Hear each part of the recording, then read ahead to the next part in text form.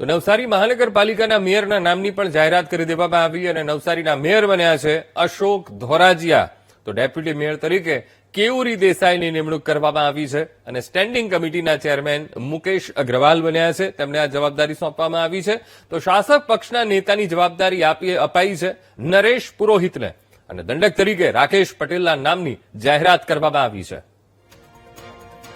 તો આજ મુદ્દે સંવાદદાતા રાકેશ ફોનલાઈન પર જોડાઈ ગયા છે. રાકેશ, નવા હોદ્દેદારોની નિમણૂક કરી દેવામાં આવી છે અને જાહેરાત થઈ ગઈ છે, ત્યારે મેયર તરીકે અશોક ધોરાજીયા જેમને આ મહત્વપૂર્ણ જવાબદારી સોંપાઈ છે. રાકેશ, જી, ભારતીય જનતા પાર્ટીમાં 40 વર્ષથી જે કે અશોકભાઈ છે પોતાની સેવા આપી રહ્યા હતા અને પહેલી વખત ચૂંટણી લડ્યા છે અને ચૂંટણી લડતાની સાથે જ મેયર પદ આપવામાં આવ્યું છે. કારણ કે સતત કામગીરીમાં જે કંઈક હોદ્દાઓ છે તે હોદ્દાઓ ભોગવી ચૂક્યા છે.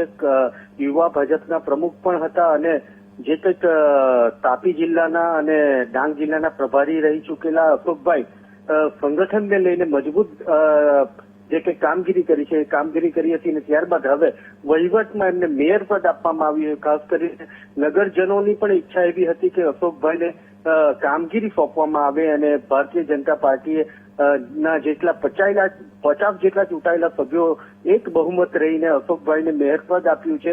એટલે કે શહેરમાં ખુશીનો માહોલ જોવા મળ્યો છે અને તે જ વિસ્તારમાં જલાલપોર વિસ્તારમાંથી ચૂંટાયા છે અને જલાલપોર વિસ્તારમાંથી કેયુરીબેન પણ આવે છે. કેયુરીબેનને પણ ડેપ્યુટી મેયર બનાવવામાં આવ્યા છે અને જે કંઈક નવસારી શહેરમાં વોર્ડ નંબર જે કંઈ 6 છે એ 6 માં કારોબારી અધ્યક્ષ મુકેશ અગ્રવાલને પોતાનું સુકાન સોંપવામાં આવ્યું છે.